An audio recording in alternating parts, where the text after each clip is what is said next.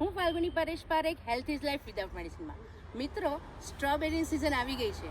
અત્યારે મહાબલેશ્વરમાં ધનશ્રી ગાર્ડનમાં strawberry pickup માટે અમે આવ્યા હતા.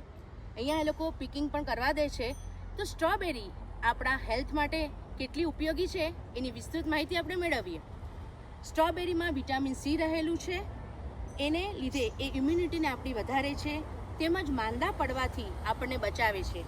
સ્ટ્રોબેરીમાં ફેટ નથી હોતું, વિટામિન સી બહુ જ હોય છે.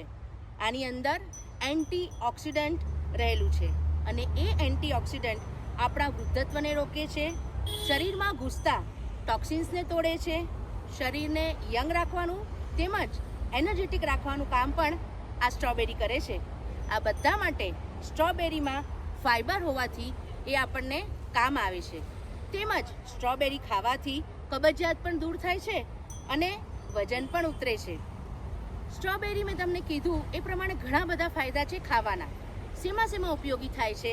તો ઇમ્યુનિટી વધારે છે, સ્કિન, આંખ અને વાળ માટે સારી છે, કેન્સર તેમજ શુગરના દર્દીઓ માટે લાભદાયી છે, હૃદયની તંદુરસ્તી માટે પણ સ્ટ્રોબેરી ખાવી ખૂબ જ જરૂરી છે.